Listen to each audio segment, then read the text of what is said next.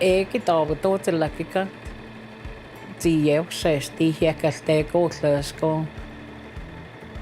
My name is Betty, and I make quilts.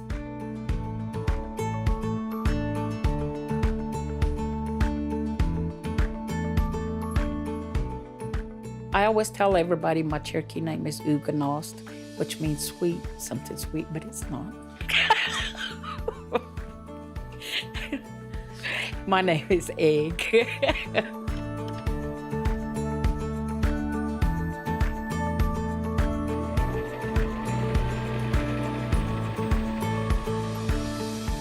Right now, people would probably know me with my embroidery, and I make the quilt with the girls on them. They're Indian girls with the braids on them. I grew up around the Lawnagee area. It's just right past Cherry Tree. There's a little school out there, and we're not too far from the school. It's just south of here. My grandparents, they more or less raised us. I learned the language from being around it. All the time my grandparents talked Cherokee. That was all that was talked around the house. How do I say grandfather? Duda. I say man. Osiyo. My grandpa, he would always read the Bible to us, the Cherokee Bible. I went to church where they read Cherokee and preached Cherokee back then. When I first learned how to read Cherokee, I learned from the first chapter in John. Frank Acorn and him. He said all these letters, syllabaries were in this chapter. And he said, once you learn how to read that, you can read the whole Bible.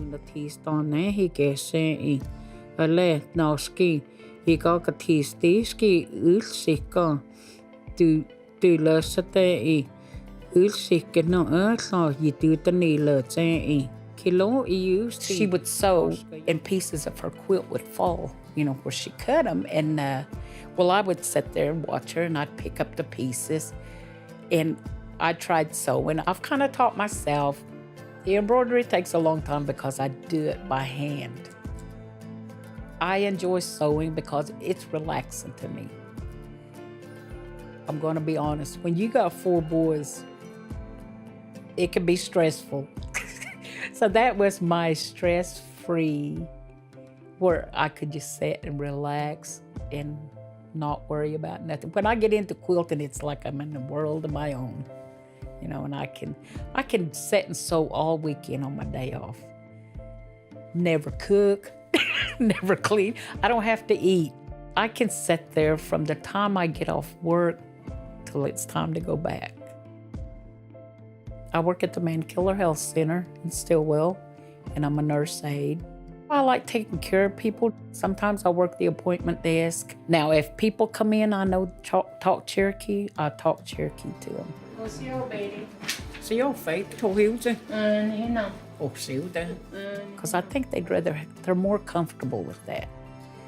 And if they're out in the hall, they might stop me, and I'll sit and talk to them for a little bit. Or they'll ask me questions like, where do I need to go for this? And I try to help them.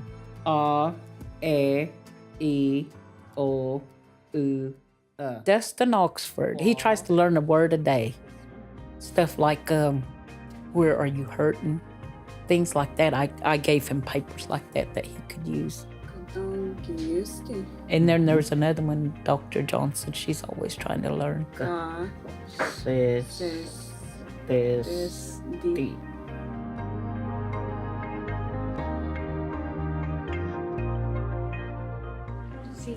Callie is my granddaughter. I see her a lot, just about every weekend. I try to teach her Cherokee while we're working.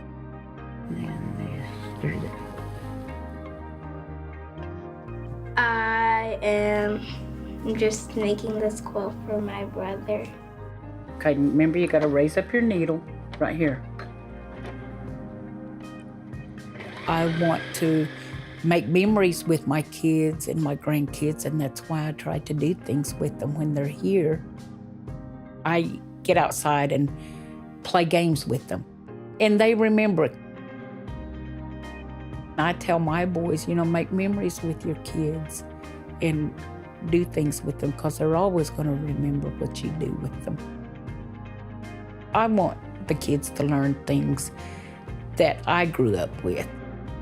It's just getting lost. I don't want it to get lost. It's important for me to make a quilt for each one of these boys, and I want to make one for all the grandkids too. I want to leave something for all of them. And I want to do it where it has something to say about them. I'm going to sign them, put my name on them, and just put "Made with Love by Granny."